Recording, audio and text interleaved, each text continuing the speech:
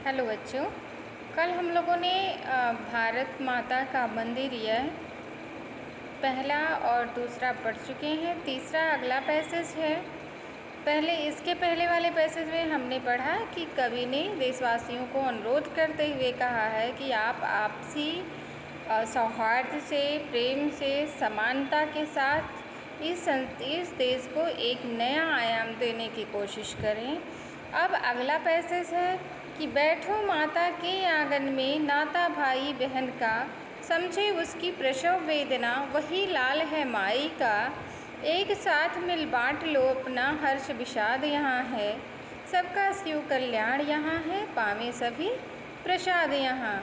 मिला सेव्य का हमें पुजारी, सकल काम उस न्यायी का, मुक्ति लाभ कर्तव्य यहाँ है, एक एक अनुयायी का।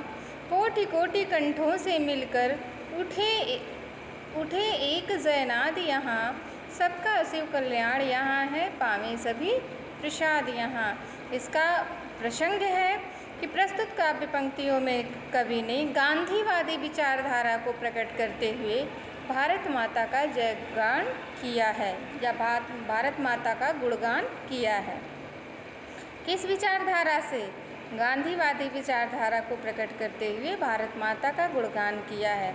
अब आगे लिखेंगे इसकी व्याख्या कि प्रस्तुत पंक्तियों में कवि गांधीवादी विचारधारा को प्रकट करते हुए तथा भारत माता का गुणगान करते हुए कवि कहता है कि भारत माता, बैठो माता के आंगन में, अर्थात हम इस कौन से माता के, भारत माता के विस्तृत आंगन रूपी क्षेत्र में सभी व्यक्तियों का कैसा है नाता? नाता भाई बहन का है। भाई बहन का नाता मतलब बंधुत्व की भावना, भाईचारे की भावना है। इस भारत माता के आंगन में जो भी रहने वाले लोग हैं उन सभी व्यक्तियों को आपस में बंधुत्व की भावना और भाईचारे की भावना क्या करनी चाहिए? स्थापित करनी चाहिए। कवि ने भारत माता के सच्चे सपूत की पहचान बताते हुए कहा है कि समझे उसकी प्रसव वेदना, वही लाल है माई का। कि जब देश में सच्चा सपूत कौन है भारत माता का, इसकी पहचान बताते हुए कवि कहते हैं कि जब देश में भेदभाव एवं सांप्रदायिकता की स्थिति उत्पन्न होती है, तब भारत माता की उस असहनीय पीड़ा, अभी घर में दो भाई रहे और लड़ने लगे तो माता को क्या होता है? बहुत कष्ट होता है। उसी की तुलना करते हुए कवि कह रहा है कि भारत माता का सच्चा सपूत वही होता है जो भारत माता की जब देश में भेदभाव और सांप्रदायिकता की स्थिति उत्पन्न हो जाती है, उस समय जो भारत माता की उस असहनीय पीड़ा को समझता है, वही व्यक्ति उसका क्या हो सकता है? वही लाल है माई का, वही इस भारत माता का सच्चा सपूत हो सकता है।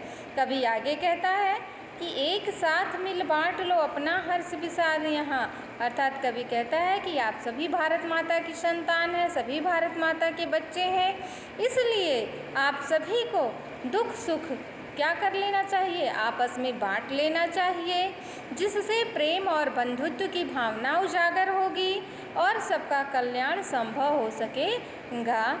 और बंधुत्व की भावना उजागर होने से क्या होगा? सबका कल्याण होगा और सभी क्या करेंगे? सभी का कल्याण होगा और सभी प्रसन्नता रूपी प्रसाद को ग्रहण करेंगे। फिर कवि आगे कहता है कि मिला सेव्य का हमें पुजारी, सकल काम उस न्यायी का। अब कवि महात्मा गांधी जैसे अहिंसा के पुजारी को संबोधित करते हुए कहता है कि महात्मा गांधी जैसे सपूत, महात्मा गांधी जैसे अहिंसा के पुजारी ने अपनी सेवा भावना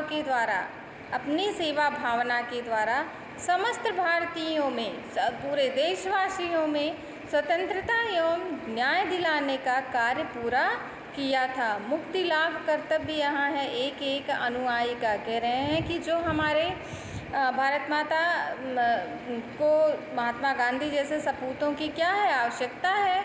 और महात्मा गांधी जैसे सपूत और अहिंसा के पुजारी ने अपनी सेवा की भावना से भारतीयों को स्वतंत्रता दिलाया, न्याय दिलाया और इस स्वतंत्रता और न्याय दिलाने के महत्वपूर्ण कार्य को पूर्ण भी या कह रहे हैं कोटि कोटि कंठों से मिलकर उठे एक जयनाद यहाँ। और कह रहे हैं कि गांधी जी का अनुसरण करने वाले प्रत्येक व्यक्ति ने भारत माता की स्वतंत्रता और संघर्ष के लिए अपना क्या करना, एक एक अनुयायी का मतलब उनके जो क्या थे, उनके अनुसरण करने वाले थे, गांधी जी का अनुसरण करने वाले प्रत्येक व्यक्ति को भारत माता की स्वतंत्रता के लिए संघर्ष एवं बलिदान को ही अपना कर्तव्य समझा और उसी को मुक्ति मार्ग का एक नया रास्ता स्वीकारा। कवि कह रहा है कि कोटि कोटि कंठों से मिलकर उठे एक जयनाद यहाँ, अर्थात भारतीय की अखंडता और एकता को एकत्रित करने से या एकत्रित करके आप सभी भारत माता की क्या करिए, जय जयकार करिए, जयनाद गूंजाइए। जयनाद गूंजने का मतलब कि भारत माता की सभी देशवासी या सभी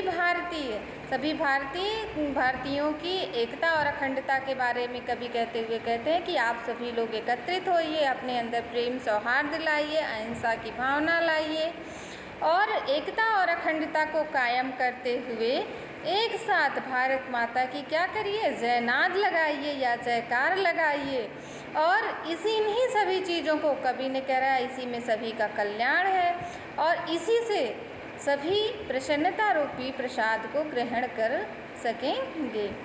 अब इसका काव्य का सौंदर्य है बच्चा बेटा कि भाषा है खड़ी बोली, शैली है मुक्त, गुण है प्रसाद, छंद मुक्त और अलंकार है अनुप्रास अलंकार और पुनरुक्ति प्रकाश अलंकार।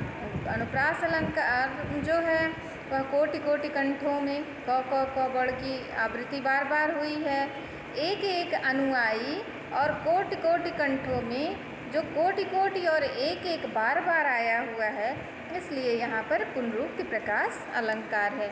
धन्यवाद बच्चों।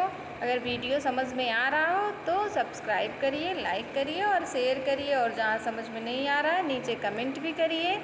और इसके आगे अगला वीडियो हम लोग कल पढ़ेंगे कि क्या है महारानी लक्ष्मीबाई की जो गुणगाथा है कि झांसी की रानी की समाधि पर हमारा अगला चैप्टर होगा, हम उसको पढ़ेंगे।